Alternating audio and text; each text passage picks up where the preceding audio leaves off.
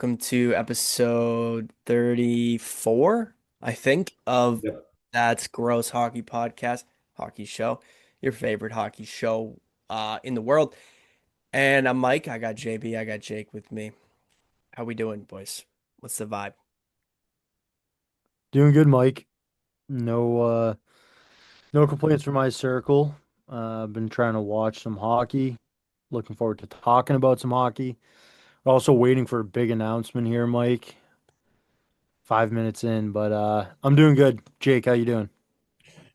I'm doing well, boys. The holiday season is upon us. It's nice. The days off from work are great. How was your guys' Thanksgiving? Mine was very nice. It's great, man. It was good. It was a good time. Um, yeah. And yeah, the big announcement.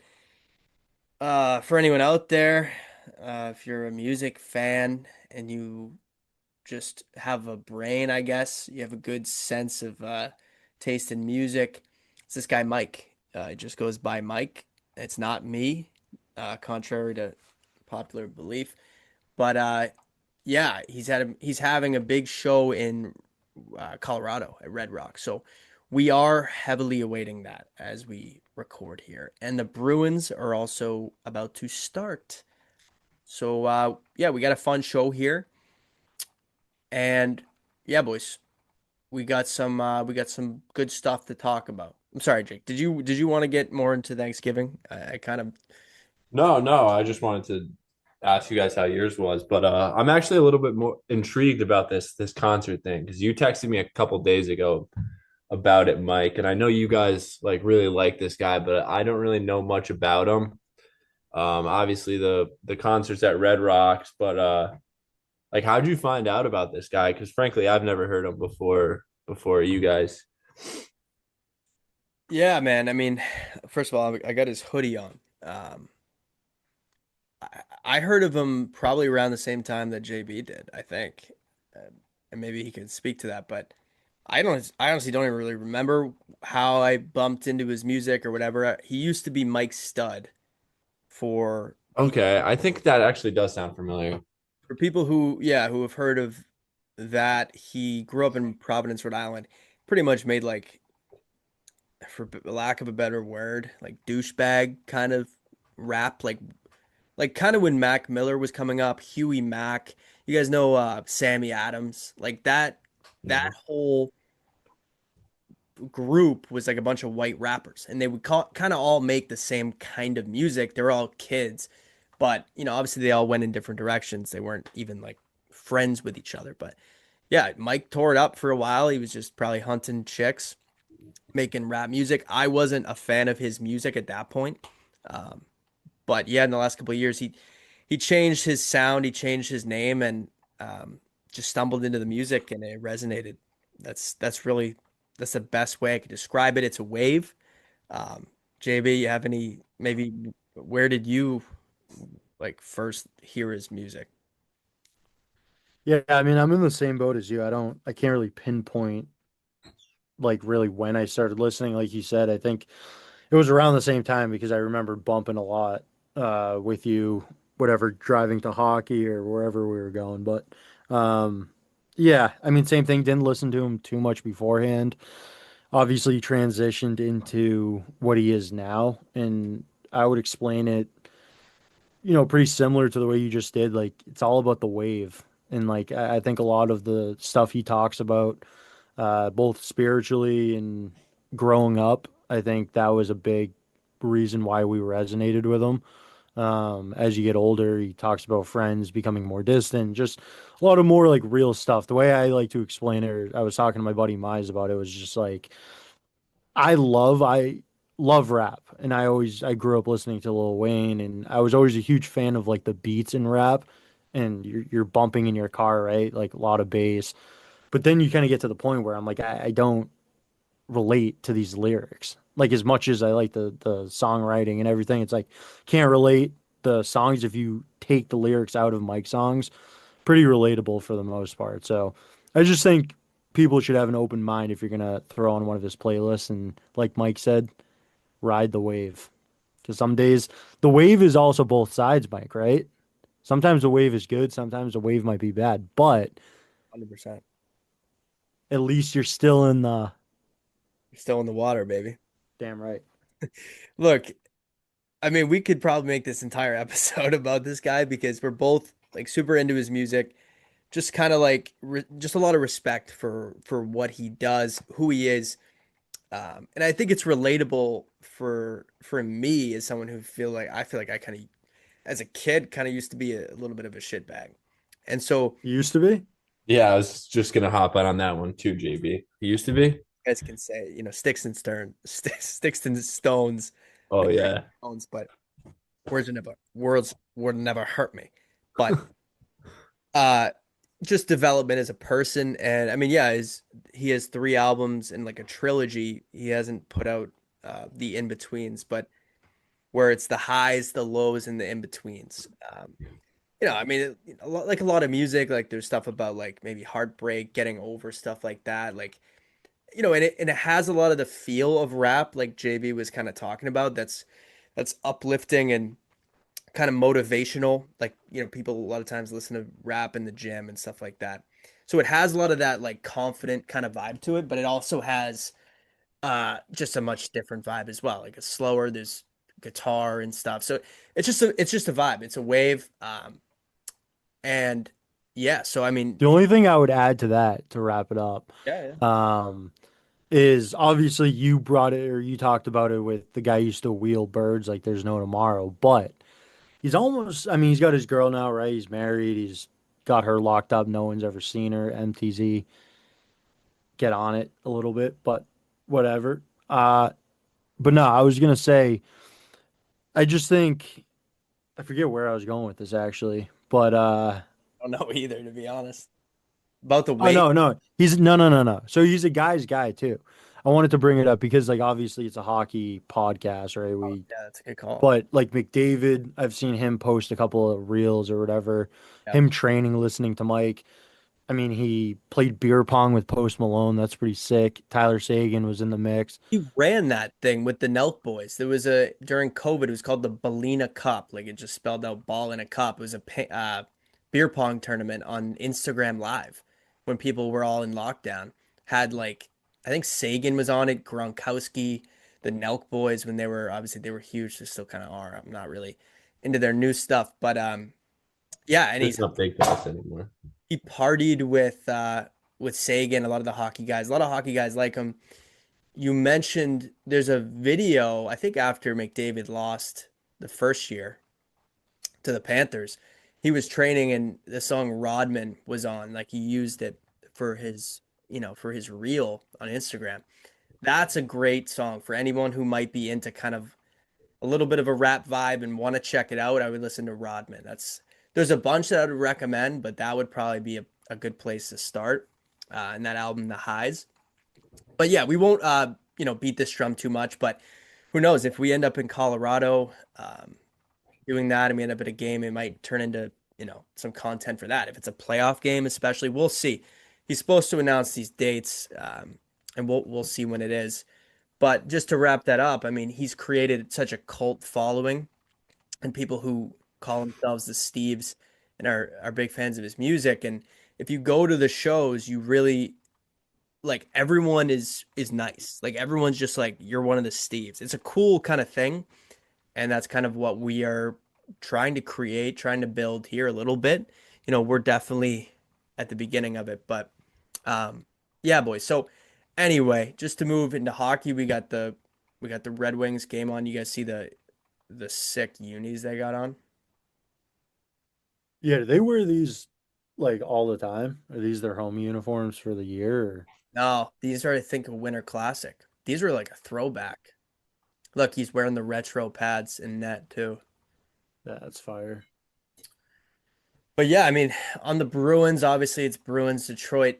They're in a pretty good spot. I know they've played a few more games than most people in their division, and they're battling some injuries right now. But uh, I mean, I have a couple things to talk about when it comes to the Bruins. I'm curious if you guys do. Obviously, I don't know. I'm sure you guys have the game on your screens as well. But is there any place that you guys want to start in talking some Bruins hockey?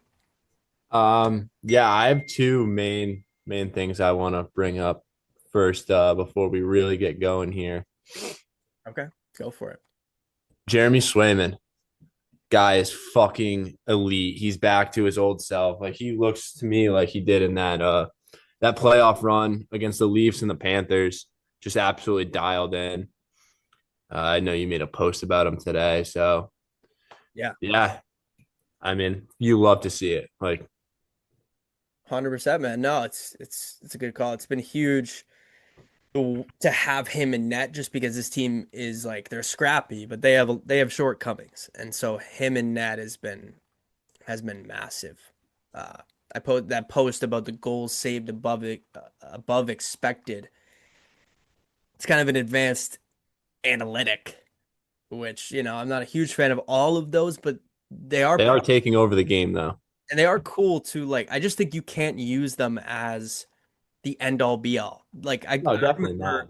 being on like hockey Twitter when I was younger. I was really into it and like following trades and stuff. So I would use Twitter back when it was Twitter. And there's a lot of people on there that just strictly they're like Twitter hockey analysis. And it's like, buddy, you got a computer. Like you can't say this guy's terrible at hockey because of one stat. And a lot of them like you have to take them with a grain of salt is I guess the point. But that stat does its best to judge each individual shot and the danger of a goal against like an average goalie. And so it's a stat goals saved above expected. So if you have a high number, that's good. If you have a low number, like negatives, that's bad. Jonas Corposalo, I've thought actually to the eye test, I've actually thought he's been really good this year. He's had moments where it wasn't amazing, but his number on that was actually in the negatives. He's had a couple games that were really good in particular, but Swayman's been unbelievable. So, yeah, I agree. Yeah, and then the second one is Morgan Geekie. I mean, I don't think we can talk enough about this guy. He's lighting it up. 20 fucking goals in how many games? What's been 25 games? 27 games? They're 27 in, but yeah, it's crazy. Yeah. Dude, he's a scoring machine. And to do it when Pasta's out of the lineup too, like is even bigger. Like on that road trip or their last like 5 games, he has 7 goals. And I think like there's like 4 guys that have a goal piece. Like Yeah, he's carrying them. Him and Swayman are carrying the Bruins right now. yeah. Well, everybody's hurt. No, absolutely. Absolutely. I mean, you guys hear what he said when they asked him about being tied with McKinnon, the top of the league. Yeah, he kind of knocked himself down and started pumping McKinnon's tires. Yeah, well, he just said I don't really belong there, which was kind of a humble answer, but I do agree. I mean, I wouldn't mind hearing a little bit more confidence because he deserves to be. Um, we did talk about his shooting percentage, which is just a stat that is very simple, and it kind of a lot of times if it's really high, it's like okay, well, it's probably going to drop, but it doesn't account for like intangible skills. So I think he's also just like he's got a hell of a release. He knows where to shoot and he's a really smart player. I think Biz talked about it on their pod, but he'll score in any way. Like he can score around the net, a one-timer, a tip. He had a couple tips this weekend. So, yeah, no, he's been incredible. Yeah, I mean, seems like the emergence of a superstar we're watching firsthand right now. Yeah. No, and it kind of makes you think about some of Sweeney's moves, like, all things considered as Detroit just scores. But that's JVR still in the league, dude. that's James Van Riemsdyk. Wow. He's a legend though. He's a beauty. It's kind of a net. Yeah, that was a snipe. Um, is Swayman in net too? He is. Yeah. Yeah, he picked the corner on Jeremy Swayman there. Yeah, what a I don't know. That's not a he could have had that after everything we just said, but yeah, I mean Morgan Geekie, Marat Khusnutdinov, we haven't seen what he can be, but um Pavel Zacha, who are some other guys that he's picked up that were I like mean, Alex I, Steeves, like I was just gonna say That's Steve's. exactly He's who been I was going to unreal. say too. yeah. Okay. He's been Yeah, great. yeah. I mean, I think Steve's been unreal. To go back to the geeky thing, like agree with everything you said, but also just like the open ice that he's able to find. Because also, if you look at his game, it's like he's not the best skater, right? He's not super fast. He's kind of like you had said it. He almost like a not miniature, but like a different version of pasta. In the Walmart. more and more, huh? I said Walmart, but Yeah, not I didn't this I year. didn't want to hit him with it, but No, yeah. he doesn't deserve that. Maybe we could find a Um, better comparison, but yeah. yeah. I mean, Target's probably a better version than Walmart. Kohl's maybe, yeah. Yeah. We'll work Definitely. on that. We'll workshop that. But just like same thing with pasta too. I mean, pasta, it's like sometimes you'll watch him skate and it's like, what's he doing out there? But their ability to find open ice and just be in the right spot at the right time. And it's like what you said, right? He's been able to score so many different ways, and a lot of that is because of where he is on the ice. So that's been big. Obviously, Steve's has been just a dog. I know I heard Marco Sturm talk a little bit about it just throughout the year that he's been in and out of the lineup, but he liked what he saw in camp, and the biggest thing that he told Steves was just play that way, but I need you to remain physical, and that's what he's done. I mean, he's been a dog on meat in the corners, and he's another guy that is able to find open eyes. Yeah. No, I mean, and I also love him. We just talked about Mike and his fans called, they're called Steves. That's another reason I want this guy to succeed here. Steve, fucking Steve-O. But like it's kind of the Moneyball stuff. Like that Moneyball season after the 2023 season we will not talk about. Uh, he went out and he got Geekie. And he actually got JVR. It's kind of ironic that he just scored like on these minimum contracts, like these very kind of like Geeky was, I'm gonna bet on this guy because he actually did have good advanced numbers, like under the hood numbers. And he thought he was underutilized in Seattle and he took a chance on him. It was 2 million, but that was actually one of the higher contracts he gave out that off season. He was given like 1 million to JVR, 800K to Shattenkirk. Like he had to build the team with not a lot of money, right? That hence Moneyball, that movie where they use analytics to essentially in the aggregate replace players like Bergeron, who's irreplaceable, and in the movie it's baseball, but um, yeah, I mean Steve's like and also Blue Mal, like those are two. What would you call that? Like a shot in the dark, but more calculated than that. You know what I mean? Like he's taking a chance on a bet, multiple tickets to the lottery, essentially, right? And with Geeky, with Zacha, Mittlestadt is kind of like that. Steve's.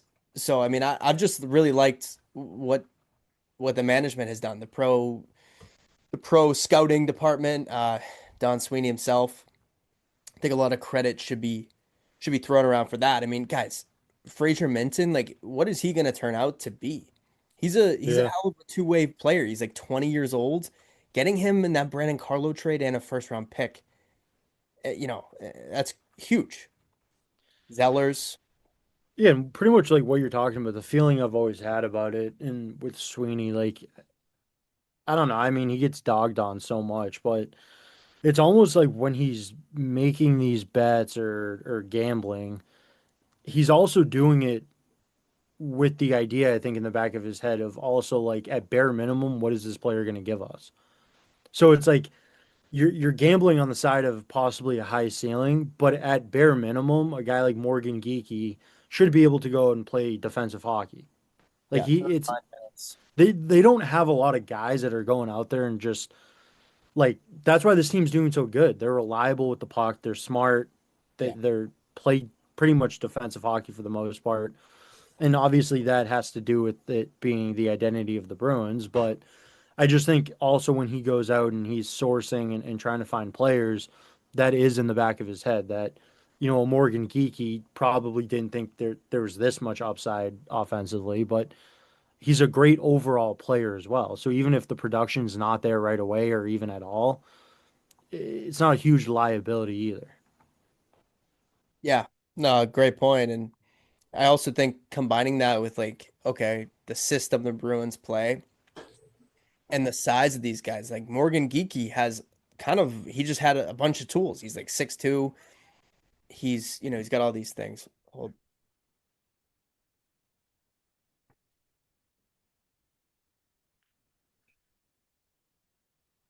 Yeah, so Mike has the shits. So I'm gonna jump over and keep this going here. Um, I know. So Jake, Mike brought it up really quick. He was talking about Fraser Minten, um, in the ceiling that he possibly might have. But from his game, like right now, where he stands, what have you liked the most from him, and what do you think his ceiling looks like? What I like the most is the constant progression, honestly. I mean, he looks better and better every night, and he plays a very responsible game. And I think he's been perfect for that third line role this year. For ceiling, I think I could really see him like as like a Krejci type second liner, if not third liner. But I don't know. I think as long as he continues on this progression and the track he's on, I think he could be a very solid second line center for the next 10 years. Yeah, no, I like that. I like the Krejci comparison too, because just to be this young and then also one be responsible with the puck, but then you see him when he's making plays, like he almost does slow it down, Krejci like. Yeah. So, no, I agree with you. Um, Welcome back, Mike. we got breaking news. Mike will be at Red Rocks November 14th of 2026. Good So, stuff. so there will be Avalanche hockey. So we got to get a big trip planned for that. Um, yeah, but back to hockey. You're talking about Minton. Um, so there's a lot of things that I think they have in the burner here. They're in a good spot, man. They're pretty fun to watch. I mean, other than that, I don't have too much on the NHL team, but I did kind of want to little bit get into to Providence, and that team is buzzing down there. I think we jinxed them. The girls hockey boys came and they lost their first game in like the 11th game of the season, um, but they're still buzzing. Some of the top guys, Patra, um, being one of them, maybe hasn't exploded this season, which I think a lot of people like just in your mind, you're thinking he's going to. Uh, but I've heard he's had a good year. Fabian Lysell, he's down there. He scored a highlight reel goal. It was actually on one of the Sports Center top tens recently, and it just doesn't seem like he's gonna get a sniff, boys. I don't know. Like it, this is probably the end of the road for him. I would like to see him get called up and get an opportunity. And maybe they will with Pasternak out and if he keeps lighting it up down there. But it seems like maybe there's some issues between Boston and Lysell. I don't know. I think like as much as I always would have loved for him to turn out, I think it's you just trade him while his value's high, he's lighting it up in Providence. His I don't value. really know what the market is for him, what you get for him, but I mean, if you get like a some third round pick for him, I don't think that's a loss. Yeah. Yeah, Yeah, I mean, I think honestly, I think you give him one more crack at it. I think you give him a crack at the lineup on a team that isn't completely falling apart. You look back at really the chances that he's had with this team. He got called up for a game, sent back down. He gets called up again. They just unloaded half the team. So like I think he's been playing pretty well.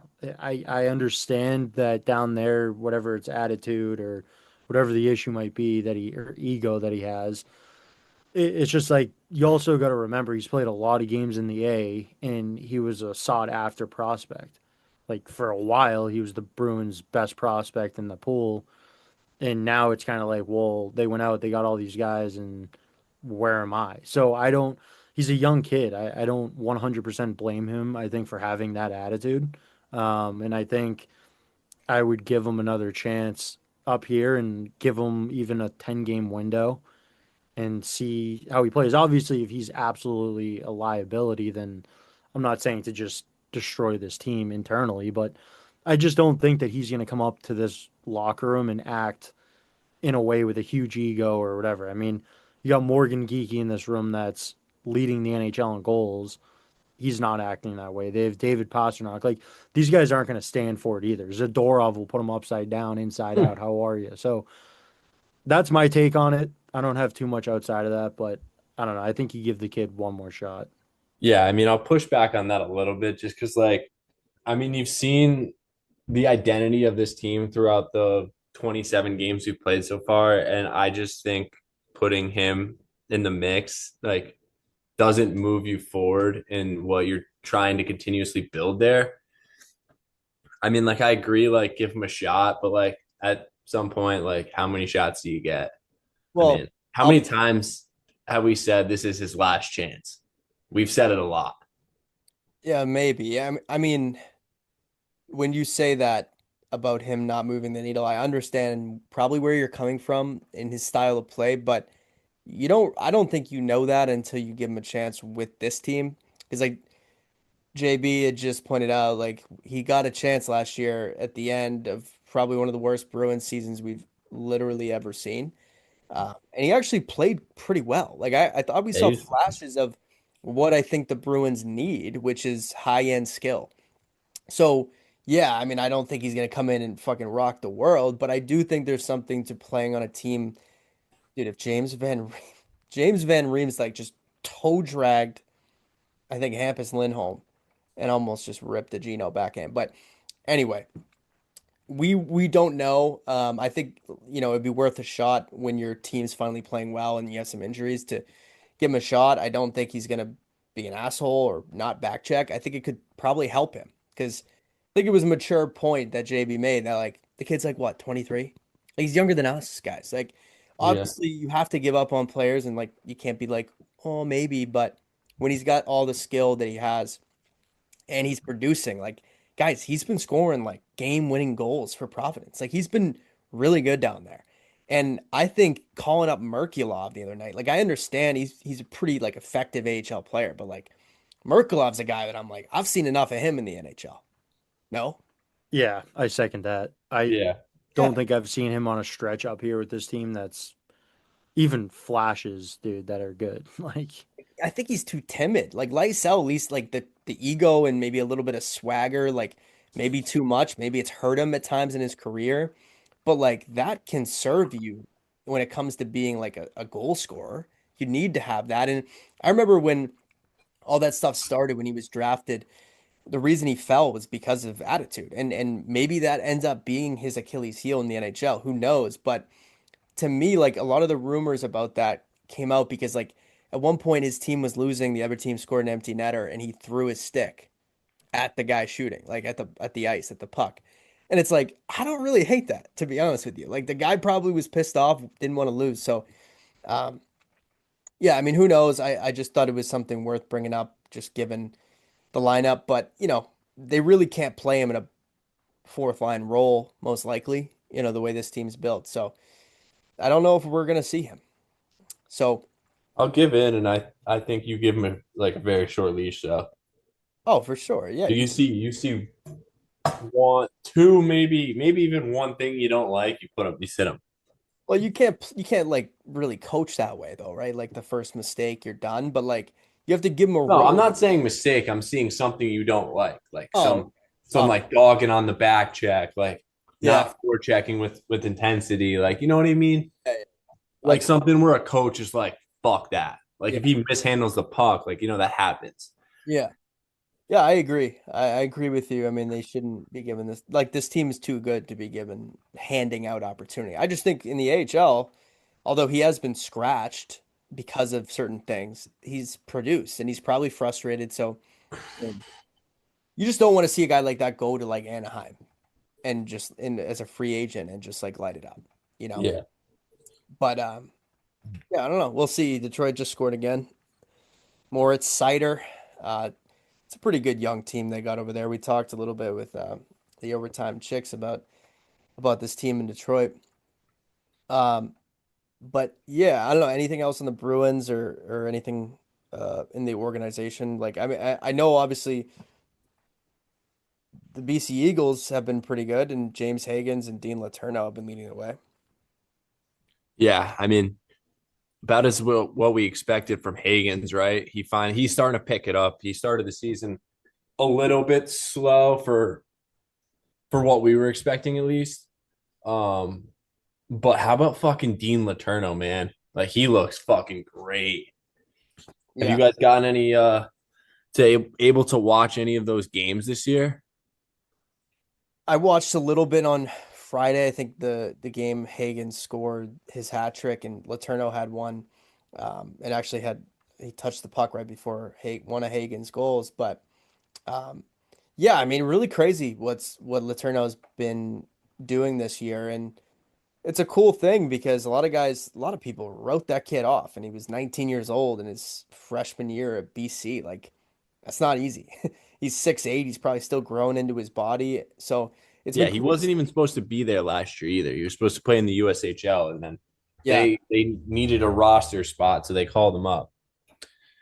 Yeah. So he changed, he sped his development up and he had like 2 points in 35 games, but he also played on one of the better teams in Hockey East and Yeah, was he was on like the fourth line. he was probably like a pretty effective fourth line player. So kind of the Yeah, he was, dude. thing. He's great away from the puck.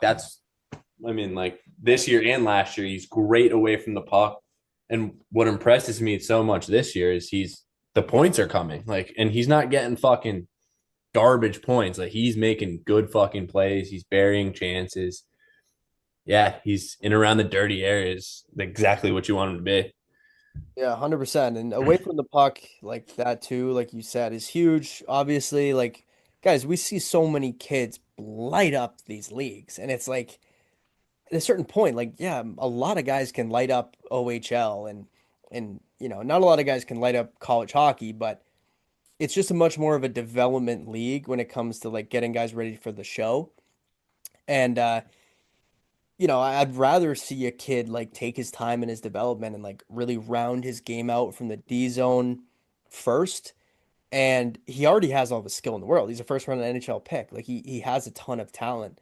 Um, so so yeah, it's been great. And kind of to pivot off of that, because I really don't follow too much college hockey. I do want to get to a game. Maybe we'll do that soon.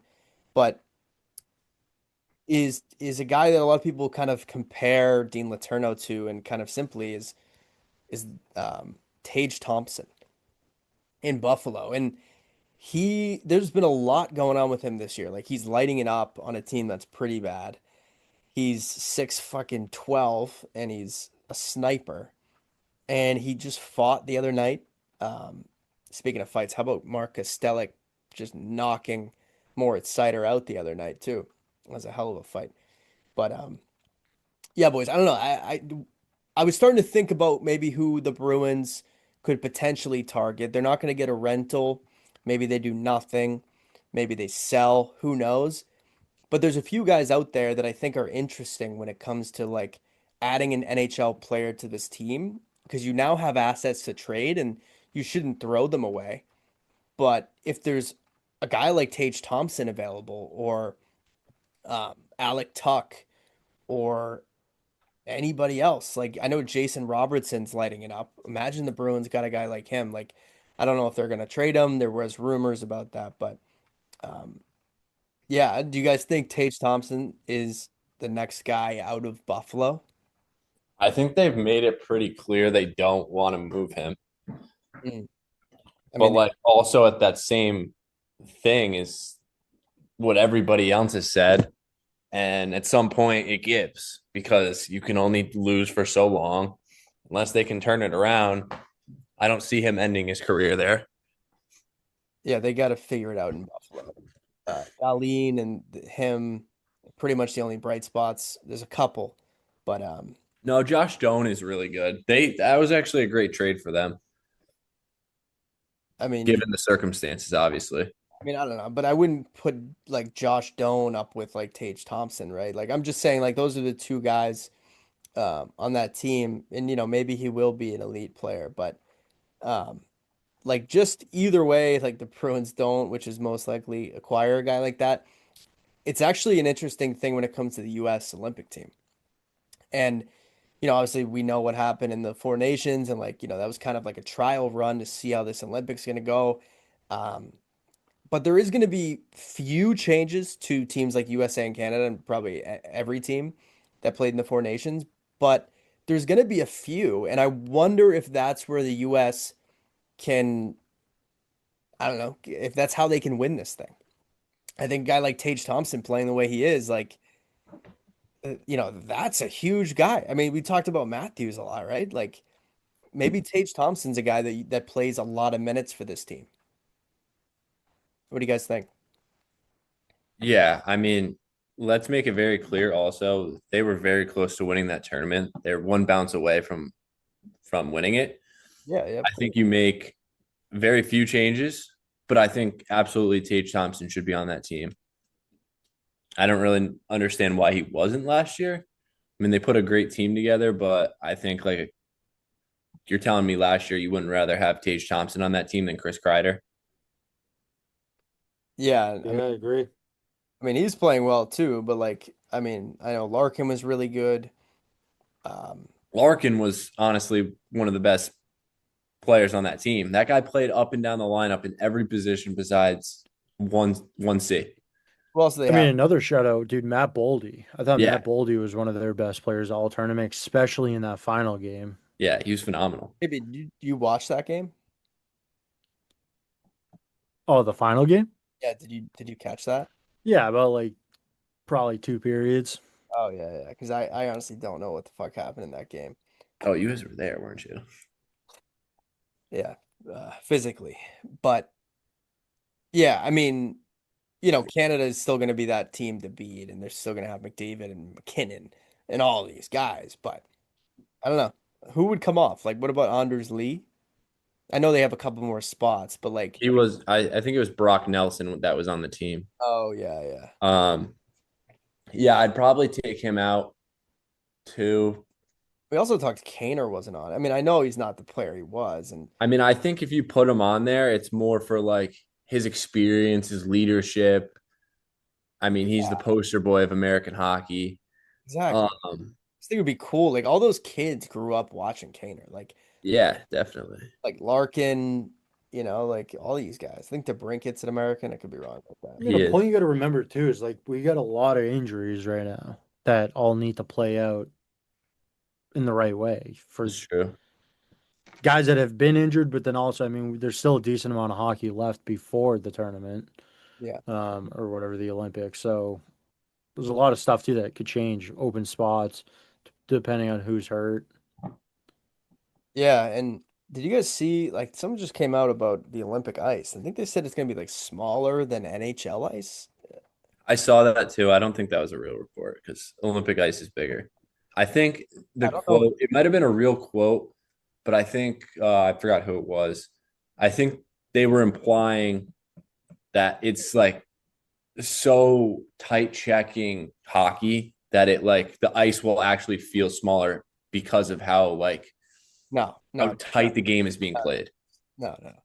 So I just looked it up. It says Olympic ice surface being built to specs smaller than NHL rinks per source, Uh, sparking new concerns. This that's is fucking stupid. the Athletic through the New York Times. Like I don't know, it says New York Times, and I click it says the Athletic, but maybe they're owned by them. But um, that's crazy. Like that's pretty wild because, like you said, like the assumption has always been that Olympic ice sheets are bigger. That's why like the KHL and playing in Europe is so different. When guys did that in the in the lockout in 13 and 05, and just guys playing in the Olympics, um, typically who aren't in the NHL, like have kind of an advantage with that. So that's interesting. It'll make How it do they just do that? Like, I feel like that should be like a bigger thing to decide on.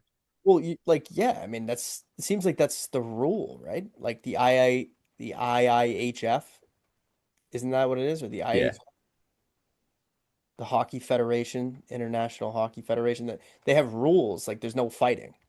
And I thought the rink size was like a spec, but I did too. who knows? Maybe it's just they just made an exception, but that is pretty like big news. So I saw that and I was just genuinely like, I don't blame you for thinking it was fake news because I was like confused by it. But Yeah, I don't know. I still don't completely buy into it, but it'll be interesting to follow that up and read into that a little bit. I mean, we'll see. We're gonna see one way or the other. But Yeah, no, for sure. Um, but yeah, so I don't know, it'll be interesting.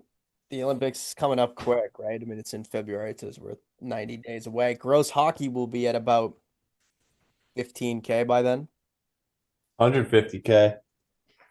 So the last 90 days, that account has grown like 2,000. So in the next 90, if we're at 13, maybe that's the goal. We try to get to 15 by the Olympic. Because honestly, that's a huge time to be posting stuff and like um, getting stuff out there. So maybe we'll go to Milan by then. Fuck, who knows what the Instagram will be paying. But yeah, I don't know. Anything else on that, guys, or no? That's about it from me. Yeah, same here. That's all I got. All right. You guys have Mac and Connor Bedard on Team Canada? I mean, we've talked about this so many times, but No, I know, you but know, I got Celebrini. I do not have Bedard. it has changed though, like in the sense that I think a lot more people are like, you almost just have to put them on with the way that they're playing. Like they're literally blowing the league on fire right now. So Dude, like Braden Point, like certain guys, like yeah, they're great players and like I probably rely on that, whatever. But I mean, these kids are fucking sick. So I don't know.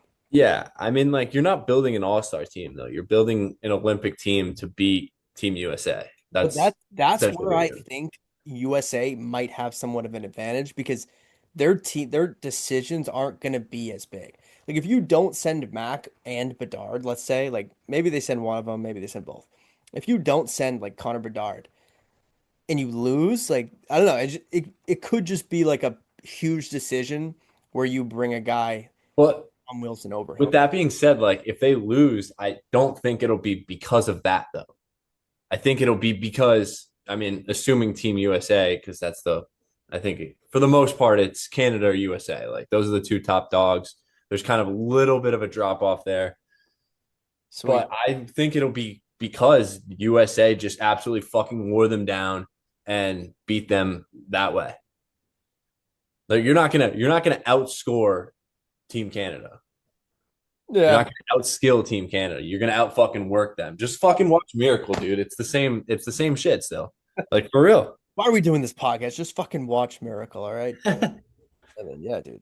No, I mean, I guess I'm just thinking in the sense of like, you're a goal short and you have a guy like Connor Bedard you didn't invite. But yeah, I mean, who knows? It's just kind of all speculation.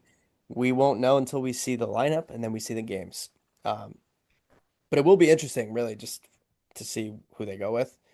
Um, but yeah, It kind of drives me crazy too because I see all these like Instagram accounts posting like their projected lineups. I threw up the air quotes there, but it's just you're literally just fucking. These guys are going through like the NHL statistic leaderboards and just putting the highest scores. Like I saw one with Logan Cooley on it for Team USA, and it's like, come on, like be a little realistic here. I mean, he is lighting it up too. He is, but it's not like that's not what that team needs. Like, who are you taking out for Logan Cooley? Nobody. Yeah, I mean, I don't know. We almost should like when it gets closer, we should sit down, look at how many guys they're allowed to have in, look at all the eligible guys and like really create it before they announce it completely. But I mean, yeah, I think Thompson has to go in. I don't know. I'd have to look at it all. But I don't know. What else you guys got? There's not a ton more to talk about, really. I don't think. I mean, the rest of the NHL, we've kind of said there's so much parity. The Avalanche are playing really well. Dallas is playing really well. Jason Robertson's lighting it up. Mikko Rantanen. It's a great hockey team. Um, You see any clips from that New Jersey Devils and Columbus game? I All the did. fights and everything. Yeah. Yeah, what happened in that? Some go down, or is it just a bunch of scraps? Like, did something big happen? Watched it earlier. I'm trying to remember. I think something that started it. Um, I think it was something like I forget, or yeah, I think yeah, Adam Fantilli. He like came in off the wall. I think he might have beat the defender wide, and then took it to the net. And like the puck, it was like in the crease, and it was one of those where like he pushed the goalie's leg pad into the net. Mm, and it just like pretty much erupted. yeah. Like guys started going after him, and then I think Dylan fought somebody, and I'm pretty sure that was his 1,000th game night. And like the guy, I Wow. forget who he fought, but Dylan was like in a scrum, and the guy like didn't even really let him get like set or even rip his gloves off, and just fed him like two or three punches out cold. Guy went down. Jesus. And then after that, dude, there was like three fights, three or four fights after that throughout the game. So it was a tilt. I mean, they just kept saying too, and I do agree with it. And I guess this is a decent spot just to get like your guys' take because it's a huge thing in hockey in general. But like, how do you feel about the physicality still in the sport, and then also how impactful like fighting is? Because I feel like for a number of years, like we've been hearing it's kind of leaving the game. Obviously, the game's getting so much faster. These kids are a little bit smaller than what like NHL used to be like, but I feel like still a lot of these games you're seeing a lot of physicality and it's like someone gets hit hard and then it's just three fights after that. So any takes on that physicality in the game still? Yeah, I think it's still such a big part of the game, especially fighting. I'll go into that here. I think you saw it kind of creep its way out for like a span of like 5 years because of you have that era where you had those enforcers on your fourth line and they weren't like they weren't bad players, but they weren't like up to par with what is now, I guess. So you look at a guy like Olivier, like he's still a great hockey player, but he can throw him with the best of them. So like I think you saw that like that shift in like, okay, if I'm gonna be a fourth liner, I need to fight. But I also need to be skilled and keep up with the pace of play with everybody in the NHL if I want to be in the NHL. Does that make sense? I kind of worded that Yeah. weird, but No, it does. And I think kind of like a guy like Tom Wilson, obviously Lucic, like there's been a lot of versions of this and certain ones have yeah. been better than others. But yeah, I think as the league develops, like it's always going to be a part of it as long as the league stays with what they are, which is the only sport that within a game allows fist fighting. Like you can punch someone in boxing and UFC, but not while you're fucking throwing a football around or a basketball. You can't just drop not the gloves, they're not wearing them, but can't just start scrapping somebody and punching them in the nose, in the schnoz, like it's a crazy sport and it allows for so much accountability out there because it's dangerous and you can literally like we saw what Mikko Rantanen did to Romanov there and the reaction from the coach, but like that's a really dangerous play, And to He did it again then like the next game too. I think he not as bad maybe, but yeah, he did hit somebody again. And then that's when I think they suspended him for that. But Kick the guy out of the league. yeah, no.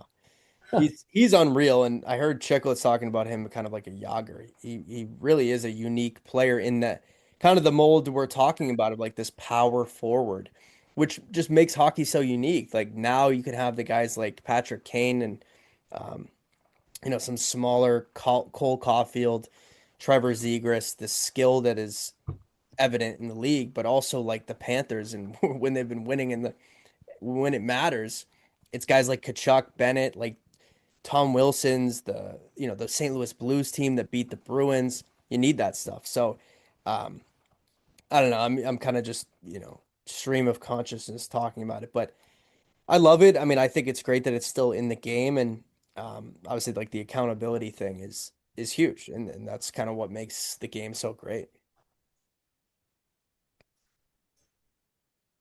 Yeah, you just had to bring up that 19 loss, right? I was having a good day today, Mike, until you brought that up. Sorry, man. It All right. it was a hell of a year from them, and it kind of reminds me of something now. I guess because you just said that, but Jordan Bennington. It's been pretty rough in St. Louis. Montgomery yanked him the other night, and I saw that there was a video of him like mouthing something. I don't know what he said to Montgomery. He wasn't happy that he got pulled. His numbers have been really bad going back to goals saved above expected. He's one of the worst in the league. Obviously, part of that is when you're playing the starting position on a bad team, but um, he's JB to circle it back, he's kind of treading water. He's uh he's getting tossed around by the waves right now. Do you guys Swimming think upstream. he's swimming upstream? Do you guys think that he gets moved? Because he's a really interesting guy, just with his everyone talks about big game Bennington. You know Yeah, who I mean, I'm sick I on? Sorry, JB. no, go ahead. I think I know where you're going with this, and I agree with you. I So want you to say it because I know you know. you saying Edmonton? Oh yeah, Yeah. Yeah, carry I on. mean it is interesting, Mike. Like obviously he played on that Team Canada. Said it earlier, played with the Blues on that 19 team. Um and yeah, I mean it's tough. I would love to be able to read lips and know what he said to Monty. It's probably a decent chirp, but yeah, I don't know. I think it maybe just a change of scenery. I mean, you were a goalie at a much worse level. Just had to throw that in there, huh? Yeah. I mean, we all sucked at hockey, so. Like I didn't know. No, I Uh, mean, yeah, yeah. Do you think change of scenery, like in a goalie's mind, could help him? I mean, it's helped other players in the past too. So dude, 100%. I actually a staple of my, like you said, not very memorable career was I played for the Bay State Breakers and I was on like the worst team. I was an all right goalie. I always felt like I was kind of a big game guy, but whatever. Um, you were the Bennington of the Breakers. exactly, man. And I wasn't a tryout guy. Like, like some people don't take tests well. I just didn't do well in tryouts. Just didn't really show well. But I I can was on relate to some that. really bad Bay State Breakers teams. Like we got pumped. And it sounds maybe like a goalie just saying this, but like I really wasn't like a problem. Like we just weren't a good team, but I got a ton of shots. And when I went to high school, that actually changed because we were a really good JV team. Like Marshfield is a really good team. So, and I didn't play a lot because we had 12 goalies, but that's a different thing. But that was a big change for me. It's a different thing. And I just think like playing on a bad team in St. Louis right now, it's fucking with him because he's a guy who wants to win. And he's probably like, dude, he's really pulled them in certain moments, like when they were in that playoff hunt last year. He's showed up big, and obviously the 2019, that whole story was crazy. He got sent down by Martin Brodeur, and he said no. He said, I'm not going to the East Coast. They sent him to Providence. Anyway, we all know what happened. Yeah, long and short. Long and short answer. Yeah, I think him and Edmonton would be, obviously you can't guarantee anything, but I think he would be a really good fit there. But they got a lot of issues, boy. I think goaltending could really help, but I'm not sure it's the final thing for that team. They played a lot of hockey in the last couple of years, and it's been tough. So I mean, I still have faith in them. I don't know if I think I picked them to win the cup this year. I don't know if I see that happening. Um, but it will be intriguing. So, I mean, Jake, did you have anything that you wanted to say on that? I'm not gonna lie, I just went to the bathroom, so I Just don't know talk what about you just Bennington. said. Yeah, I don't know. Yeah, you're I'm good. curious to see if he's gonna be a Team Canada starting goalie. Yeah, exactly. Um, some other stuff like the World Juniors is coming up too. That's a really fun tournament to watch. Uh, Yeah, I USA just announced their first roster.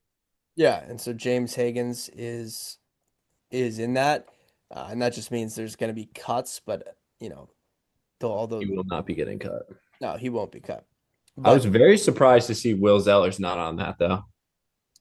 yeah, I don't know enough about all of those prospects, obviously, to really be able to speak. But I did, have a similar thought. Saw a couple comments He's mentioning, having a great year at North Dakota yeah, he's gonna be. I think he's gonna be a fun player to watch. Like, they got a couple guys now. for sure. When we talk about Lysell, it definitely makes it less hurt that he might not turn out to be an NHL guy. But that'll definitely be fun to see how you know, um, Hagen's performs at that level. We have a lot of high hopes for him as a player. And um, yeah, guys, I mean, other than that, I don't really think I have too much. I know, we got some big stuff with the merch side of it going. Um, yeah, I mean, look, we kind of we talked everything, I think. Any thoughts from you guys? I mean, No, hopefully this Bruins team can figure it out here before the end of this game, going into the second period. Yeah, And they're in a tough spot. A tough spot with these, without Pasternak. just such a weird season, honestly, so far. Just like this condensed schedule, and I feel like you're kind of getting into that window too right now where it's like pretty soon this is boring hockey and everyone's just waiting for the Olympics. So it is kind of a hard time of the year, but you can't let your foot off the gas because as we've seen, you said it earlier, right? Like even weeks before, like the parity of this season. I mean, like you let off the gas for a little bit and standings could completely flip. So you got to try to keep your head on your shoulders and just get into the Olympic break and kind of go from there. Yeah, no, I mean, very well said. Did we bring up Morgan Geekie yeah. Yeah, we talked about him on at the beginning. A little a bit. push though for the on for Olympics? Yeah, I brought that up a few pods ago, kind of in jest. Obviously, if he has 50, or if he's on a 50 goal pace still. I don't know. I mean, I mean, that's it's just kind of getting crazy now because it's also like isn't he the leading goal scorer in the calendar year? yeah. Yeah. So I mean, at what point does he get like we're talking about Celebrini and Connor Bedard potentially making this roster? I mean, this guy's been lighting it up now for almost a year, and Who's the GM? It's Don Sweeney. It's actually Doug Armstrong. I think he's the assistant GM over Oh, there. okay. he laid that up just to bury it No, in no, Yeah, I what the really just fuck, Mike? remembered it as I asked, Oh but yeah, yeah. typical All you right. Mike guys, fashion. This might be a hot take here, actually, but we'll go back to the Bedard and Geeky on Team Canada. I think or not Connor Geeky, Morgan Geeky does more for that Team Canada team than Connor Bedard does. Dude, you're also just such a Bedard hater. It's I'm not a crazy. Bedard Oh, hater. that's I a actually like Connor Bedard. I'm realistic about this roster and what. no. No, He you're just so far up Max ass, dude, that might as well be a fucking like a he's crab. a dingleberry, dude. He's stuck up there. Yeah, yeah, you're a dingleberry. Well, You're you're not like wrong there, celebrating. but I do not hate Connor Bedard. That's not true. Can't even say his name correctly, I dude. think you do, man. I He think That's does. Bedarded. it's like this whole thing of like that they're competing, they aren't. Like you don't have to be on his side. Like I think they're friends. No, no, I will admit I'm definitely drinking that tea for sure. Like the competition, definitely drinking it.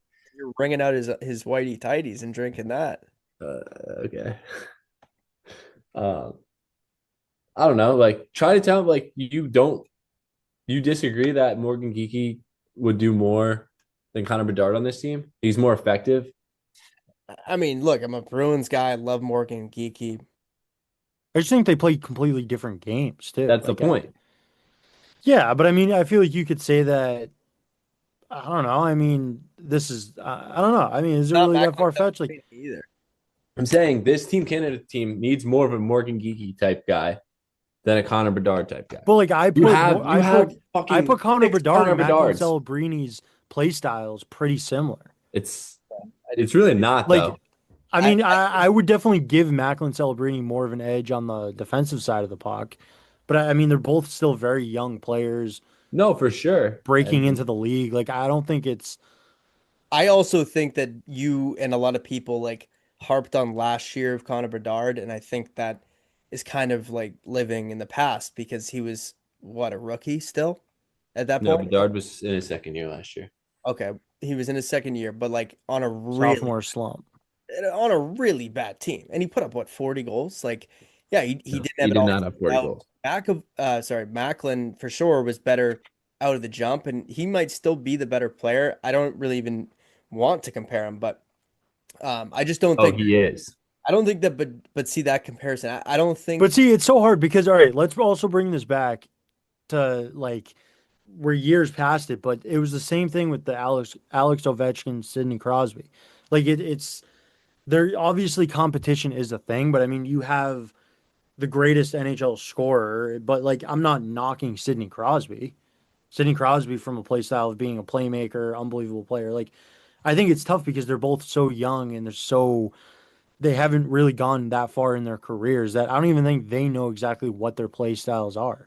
I think the identity of the team's going to change that and years of being in the league. So it's like, I don't know, like the comparison thing just always gets tough because it's like it's not really apples to apples. No, and also like Connor Bedard and Macklin both haven't been in the playoffs. Like you just said, they're not deep in their career. So like to say one player is better is like, okay, maybe you think they have more impact on the team, but until we really start seeing them in that environment and what they do overall, like it's hard to really even compare them. Like It's also just Jake's little peanut brain. Like if Bedard went to Oh, BU, please. he would be so far inside of Bedard. yeah, if the roles were reversed, 100 Like as Jeremy Swayman lets up another. But yeah, I mean, this is like Bennington when we were recording live. I Like forgot. this is like, yo, honestly, Mike, I was gonna say it earlier, but might as well just say now. I don't think Swayman's been great. Swayman's not that guy. He's Yeah. not like an elite goalie. Doesn't show up in the big moments. He doesn't save that extra save that the average goalie would make. Yeah, I I mean, forgot. this is a game I don't know, you kind of see them losing. Like Yeah, going to Detroit, it's I thought they were gonna lose Saturday in Boston just because when you don't have Pasternak and you're kind of beat up, you don't have McAvoy still. Like, yeah, but they got to stay in that hunt, right? Which is why they had a big game against Detroit. a lot And of odd man rushes, dude. My lord. yeah, Because no, I this is the hardest spot in hockey, I think. I mean, maybe not at this exact timestamp, but second period you're down a few goals because you're trying to step, you're trying to make those extra plays to possibly get back into the game like offensively. And it's like you miss a step up and now it's an odd man rush and too many chances. yeah. One other thing I do want to say is that Kyle Palmieri play. You guys saw that? Yeah, where he was I hurt. saw he tore his ACL. I didn't see the play though. Dude, he tore his ACL in the corner. The puck left the zone, ended up coming back. They didn't blow the whistle, and the D brought it back into their own zone as he was getting up. So they didn't even see him. He was like he spawn camped, and he just snuck up, lifted the stick of the D man, dished his teammate who was flying into the zone, and they scored. And he tore his ACL on that play. So it That's sick. was a pretty electric. That's puck don't lie right there. Yeah, honestly, that should make it in there, JB, if you got some room. Yeah, I'm not even gonna lie, I haven't even started on it this week. So any ideas you guys got? I mean, it's still pretty early here. Yeah, I mean, yeah, I don't know. I don't really have many ideas. That's one. Um, I think trends and stuff is always big, obviously, like the pictures that are floating around. I think you'll figure it out, but I'll send you anything I see. Um, but yeah, guys, I don't know. I think that probably will wrap it up. Uh, yeah, I think so. Yeah. All right, cool. Well, good chatting with you guys. Hopefully the Bruins can make a comeback here.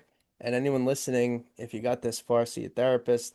Send us a pineapple. Let us know if you enjoyed this episode. Leave us a review if you can. That would be great.